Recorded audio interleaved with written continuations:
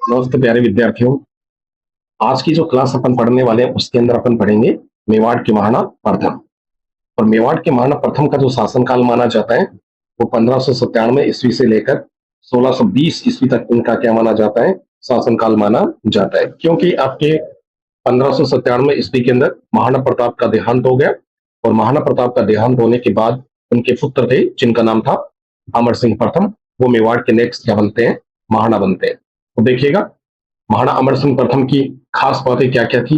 देखो सबसे पहले देखिएगा महाराणा अमर सिंह को शासक बनने के बाद मुगल आक्रमणों का क्या करना पड़ा, सामना करना पड़ा। ये तो स्वाभाविक सी बात थी क्योंकि इनके पिताजी थे जिनका नाम क्या था, महाराणा प्रताप। उन्होंने मुगलों का बहुत ही डट करके मुकाबला किया था।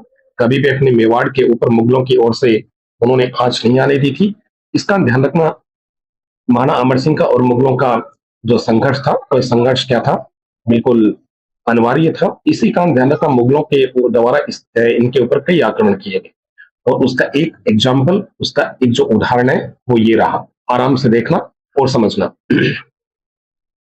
1613 ईस्वी के अंदर 1613 में जहांगीर स्वयं अजमेर पहुंचा और अपने पुत्र या कह सकते हैं कि शहजादा राजकुमार जो खुरम, जो आगे चल करके किस नाम से मुगल बादशाह बनता है, शाहजहां, को मेवाड़ अभियान पर क्या करता है, भेजता है। ठीक है।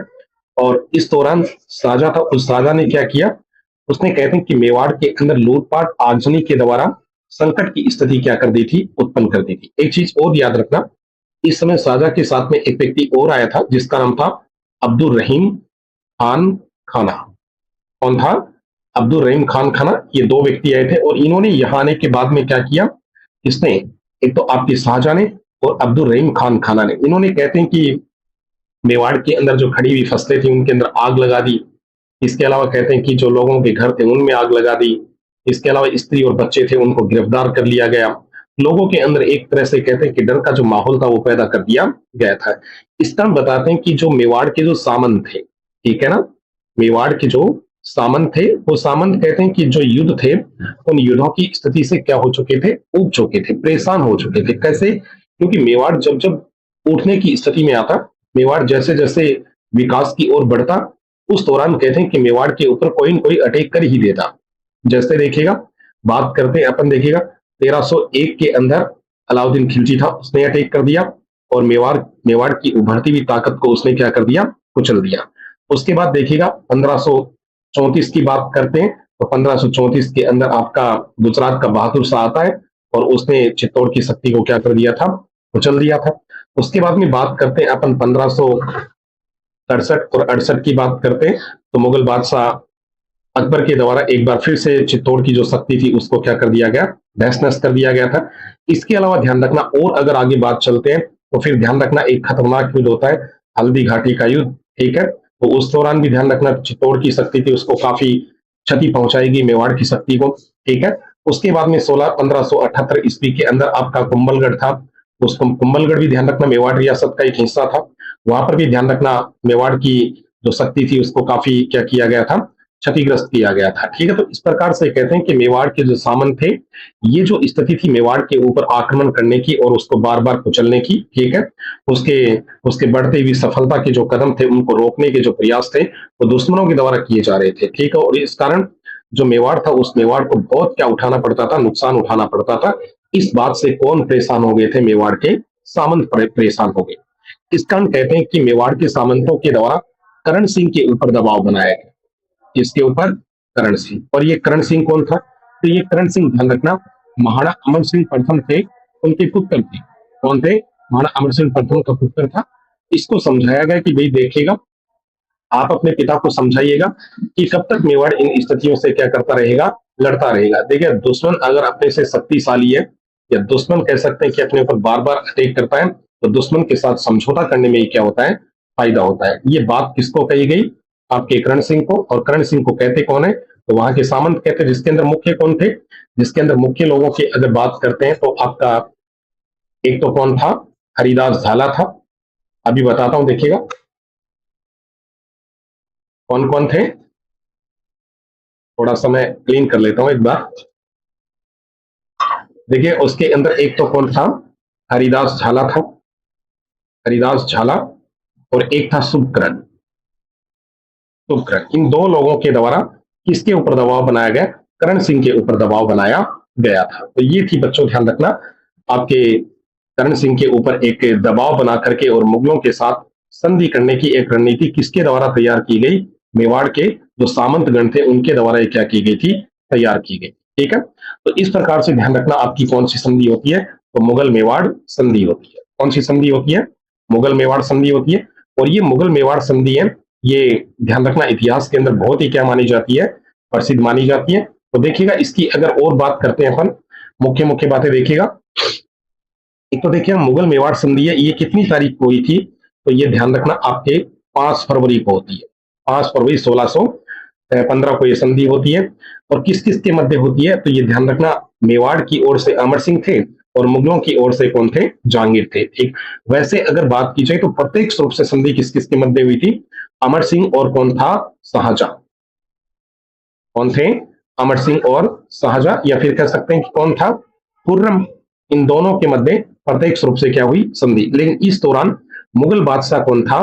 तो जहांगीर था। इसका ध्यान रखना, वास्तव में संधि किसके मध्य मानी जाएगी? तो जहांगीर और अमर सिंह के मध्य। अगर ऑप्शन के अंदर जहांगीर नहीं होता है तो संधि किसके मध्य मानी जाएगी? अमर सिंह और शाहजहां के मध्य या खुर्रम के मध्य मानी जाएगी। ओके, अब ये जो संधि थी, इस संधि की खास बातें क्या थी वो समझिएगा। देखिएगा संधि की खास बातें क्या क्या है, वो बहुत ही इंपॉर्टेंट है और पूछी गई है एग्जाम के अंदर, मैं आपको बता देता हूँ। देखिएगा एक तो चित्तौड़ का जो किला था, ये चित्तौड़ का किला किसको दे दिया गया? अमर सिंह को दे दिया गया। ठीक है ना, चित्तौड़ का किला किसको दे दिया गया? महाना को दे दिया गया, यानी अमर सिंह को दे दिया गया। लेकिन शर्त रखी गई कि भविष्य में कभी भी मेवाड़ के जो महाराणा है वो मेवाड़ के महाराणा इस किले की क्या नहीं करवाएंगे? तो मरम्मत नहीं करवाएंगे। ओके, एक तो ये शर्त, शर्त कह सकते हैं, खास बात कह सकते हैं। ठीक है ना, यहाँ पे खास बातें कर रहे हैं, ये शर्त थी, मैंने 1 नंबर वाली बताई है, ये शर्त है। उसके बाद में देखिएगा 90 वर्षों से चला आ रहा संघर्ष था किस किस के मध्य? मुगलों और आपके मेवाड़ के मध्य, वो क्या हो जाता है? समाप्त हो जाता है। ये खास बात है, न कि ये शर्त है। तीसरा देखिएगा, अमर सिंह स्वयं को राजकार्य से विरक्त कर लेता है, ये खास बात है, शर्त नहीं है। अब ठीक है, शर्त देखिएगा, पहले शर्त सुन लो क्या क्या है। शर्त एक तो ये है, दूसरी शर्त मैं आपको यहां बता रहा हूं। दूसरी शर्त ये रखी गई कि अमर सिंह है वो कभी भी आपका जो मुगल दरबार है, क्या है? मुगल दरबार, इस मुगल दरबार में क्या नहीं होगा? उपस्थित नहीं होगा। ठीक है, ये दूसरी शर्त है, एग्जाम में आई हुई है। एक शर्त ये रखी गई कि तीसरी शर्त मैं आपको यहां बता देता हूं। ठीक है, कि मेवाड़ के महाराणा वो कभी भी मुगलों के साथ में क्या नहीं करेंगे? वैवाहिक संबंध स्थापित नहीं करेंगे। ये तीसरी शर्त थी। ये मुख्य मुख्य 3 शर्त थी, बाकी और भी शर्तें थी, ऐसी बात नहीं है। ठीक है, तो ये तो हो गई शर्तें। अब खास बात क्या है? खास बातों की अगर बात करते हैं तो देखिएगा खास बात क्या क्या मानी जाती है। खास बात मानी जाती है बच्चों, एक तो ये देखिएगा 90 वर्षों से जो संघर्ष चला आ रहा था मुगलों के मध्य और आपके मेवाड़ के मध्य, वो समाप्त हो जाता है। और एक ये थी कि अमर सिंह अपना राजकार्य त्याग कर, ठीक है ना, और राजकार्य त्याग कर करण सिंह को राजकार्य दे करके और कहाँ आ जाते हैं? तो राजसमंद झील के तट पे आ जाते हैं। राजसमंद झील के तट पे आ गए। ठीक है, और यहीं पर कहते हैं कि एक कुटिया बना करके एक सन्यासी का जीवन व्यतीत करने लगे थे। इसका जीवन, एक सन्यासी का जीवन व्यतीत करने लगे। इसका ध्यान रखना, इनको क्या कहा जाता है? सन्यासी राजा के नाम से भी पुकारा जाता है। एक मारवाड़ के अमर सिंह, सॉरी मान सिंह को भी क्या कहते हैं? सन्यासी राजा कहते हैं। और एक अजमेर के अनुराज को भी क्या कहा जाता है? तो सन्यासी राजा कहा जाता है। ये इसकी क्या थी? खास बातें थी। अब आप देखिए, आपके दिमाग में एक बात जरूर आई होगी कि यार राजसमंद झील का निर्माण तो किसने करवाया था? राज सिंह ने करवाया। और राज सिंह तो बहुत बाद में आएंगे, तो राजसमंद झील यहाँ कहां से आ गई? ये बात बच्चों मैं आपको यहाँ नहीं बता सकता, क्योंकि बहुत लंबा क्या लगेगा, उसमें बताने में थोड़ा टाइम लगेगा। इसकी जो खास बात आपको पढ़नी है तो आप मेरे चैनल पे जाकर के बिल्कुल आपको वीडियो मिलेगा, आप लोग देख सकते हो। ठीक है, नेक्स्ट बढ़ते हैं आगे। तो ये होगी 3 बातें। नेक्स्ट देखेंगे आगे। अगला देखिएगा, अगला आता है कौन? राज सिंह। राज सिंह का एक बात और देखिएगा, यहाँ एक बात और बता देता हूं आपकी। आपके अमर सिंह प्रथम थे, इनकी जो डेट थी वह आपकी 26 जनवरी, 26 जनवरी और कितनी तारीख को? 26 जनवरी 1620 को इनकी क्या हो जाती है? डेथ। और इनका दाह संस्कार कहाँ किया गया था? तो आहड़ में किया गया। आहड़ कहाँ पड़ता है? उदयपुर के अंदर पड़ता है। और आहड़ में इनकी क्या बनी हुई है? छतरी बनी हुई है। तो ध्यान रखना, आहड़ के अंदर सबसे पहली जो छतरी बनाई गई वो किसकी बनाई गई थी?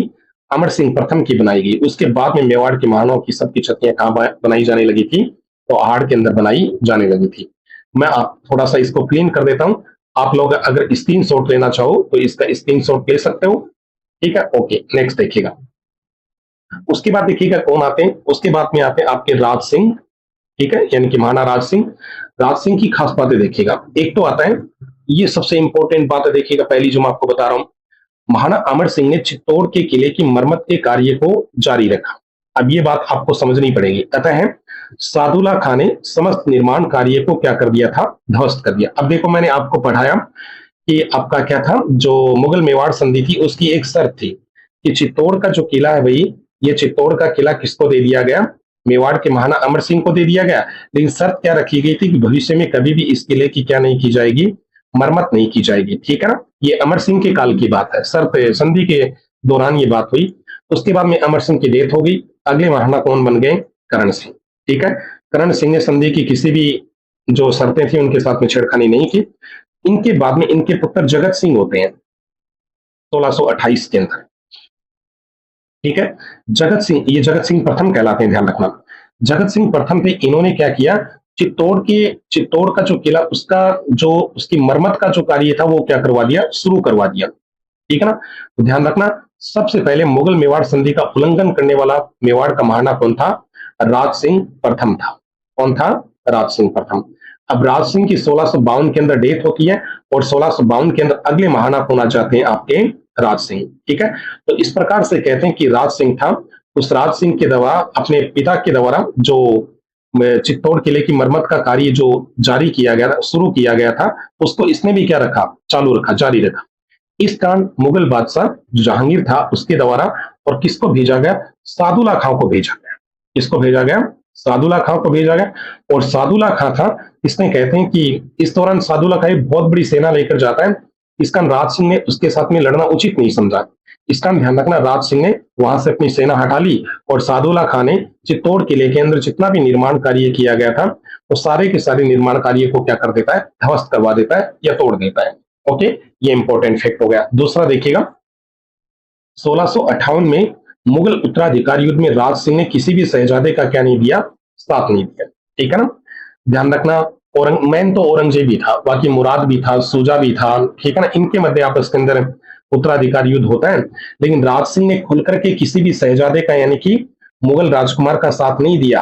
ठीक है ना, टालम टोल करते रहे, लेकिन गुप्त रूप से औरंगजेब के साथ में पत्र व्यवहार करते थे। कौन, मेवाड़ के महाना राज सिंह। ठीक है, अब अगला जो मुगल बादशाह बनता है वो कौन बनता है, राज सिंह बनता है। अब देखिएगा, राज सिंह और आपका जो औरंगजेब है, इनके आपस के अंदर संबंध कैसे थे, कैसा इनका आपस में व्यवहार था, कैसा बर्ताव था, उसकी बात करते हैं।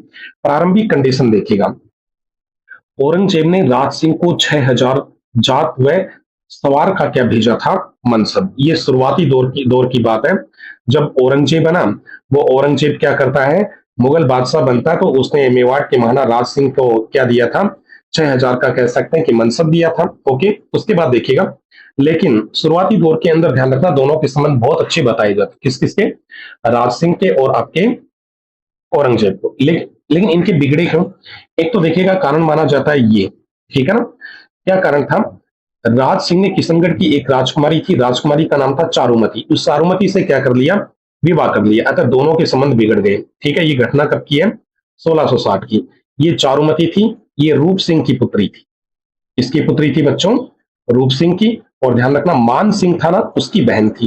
ये किशनगढ़ के थे, ध्यान रखना, मान सिंह की बहन है और रूप सिंह की पुत्री है। ओके, अब इसका जो विवाह था ना चारुमती का, इस चारुमती के साथ में जबरदस्ती विवाह कौन करना चाहता था, तो औरंगजेब इससे जबरदस्ती विवाह करना चाहता था और विवाह निश्चित भी हो चुका था।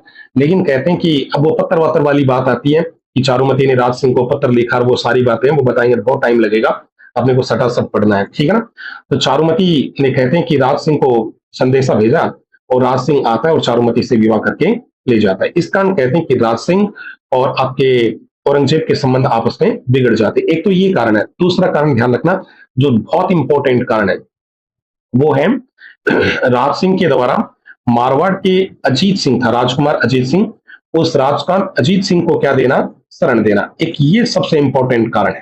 ठीक है ना, अगर दोनों कारण होते हैं बच्चों, आपका राज सिंह और औरंगजेब के संबंध आपस में क्यों बिगड़े? ठीक है, ऑप्शन में ये वाला भी होता है, चारुमती वाला, और अजीत सिंह वाला भी होता है। तो अजीत सिंह वाला करना, क्योंकि पावरफुल ये माना जाता है। ओके, नेक्स्ट देखिएगा। उसके बाद में 1679 के अंदर 79 में औरंगजेब ने जजिया कर लगा दिया, जिसका राज सिंह ने क्या किया? विरोध किया। जजिया कर, ध्यान रखना, कोई भी हिंदू धर्म से रिलेटेड व्यक्ति अगर कोई धार्मिक यात्रा पर जाता था तो उसके ऊपर मुगलों के द्वारा एक टैक्स लगाया जाता था, जिसको क्या कहते थे? जजिया कर कहा जाता था। तो ये संबंध बिगड़ने की बात होगी। आगे देखिएगा, फिर आता है राजसमंद झील। ठीक है ना? राजसमंद झील का जो निर्माण था वह निर्माण किसके द्वारा करवाया गया था? तो अकाल राहत कार्यों के दौरान कह सकते हैं, या अकाल प्रबंध के उद्देश्य से महाराणा जयसिंह थे, उन्होंने, सॉरी, राज सिंह थे, जयसिंह ने जयसमंद झील का निर्माण करवाया था।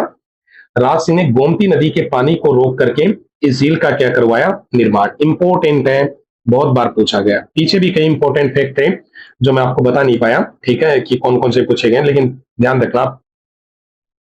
ठीक है, नेक्स्ट देखिएगा, फिर आती है राज प्रशस्ति। अगर राज प्रशस्ति की बच्चों बात करते हैं तो इसकी सारी बातें याद रखना, सारी बातें एग्जाम के अंदर पूछी गई है, जो नहीं पूछी गई वो मैं आपको बता दूंगा। इसका लेखक कौन है? रणछोड़ भट्ट। ठीक है, पूछ लिया गया। इसकी स्थिति यानी कहां पर है? राजसमंद झील का उत्तरी सिरा है, उत्तरी किनारा, जिसको नौचौकी की पाल कहते हैं, वहां पे ये स्थित है, पूछ लिया गया। ठीक है, एग्जाम में आ चुका है। भाषा इसकी क्या है? संस्कृत है, ये भी एग्जाम में आ चुका है। ठीक है, 25 काले संगमरमर की शिलाओं पर ये खुदी हुई है, ये भी पूछ लिया गया। ठीक है, और संसार का सबसे बड़ा ये क्या माना जाता है? एक शिलालेख माना जाता है। अब ये पूछा गया है या नहीं पूछा गया, इसके मुझे थोड़ा ध्यान नहीं है। और ध्यान रखना, ये प्रशस्ति है, इस प्रशस्ति के अंदर आपके 5 फरवरी 1615 ईस्वी को जो आपकी मुगल मेवाड़ संधि हुई थी, उस मुगल मेवाड़ संधि का भी इसमें क्या मिलता है? तो उल्लेख मिलता है। तो ये थी बच्चों आज की क्लास। ठीक है, जो 10th की सामाजिक विज्ञान है वहां से मैं आप लोगों को पढ़ा रहा हूं। आप लोग इसी प्रकार की और क्लासेज अगर देखना चाहते हो तो आप मेरे चैनल को सब्सक्राइब कर सकते हो। देखिएगा, सेकेंड ग्रेड की जो एग्जाम है वो आपकी अभी करीब है, बिल्कुल हो जाएगी। ठीक है ना? निश्चित रूप से हो जाएगी, कोई दिक्कत ही नहीं है उसके अंदर। अब अपना मेन जो टारगेट रहेगा आगे, वो रहेगा रीट भर्ती परीक्षा 2026 के अंदर। और ध्यान रखना, 26,000 पोस्ट आने वाली है, तो उसके लिए आप मेरे चैनल को सब्सक्राइब कर सकते हो। इसके अंदर बहुत सारे बढ़िया बढ़िया मैं कंसेप्ट आपको, बढ़िया कंटेंट दूंगा आपको मैं। तो मिलते हैं अगली क्लास के अंदर, तब तक के लिए सब लोगों को धन्यवाद। Okay, thank you. और क्लास कैसी लगे तो बच्चों कमेंट जरूर किया करो, ठीक है ना? और हो सकता तो शेयर भी कर दिया करो। Okay, thank you.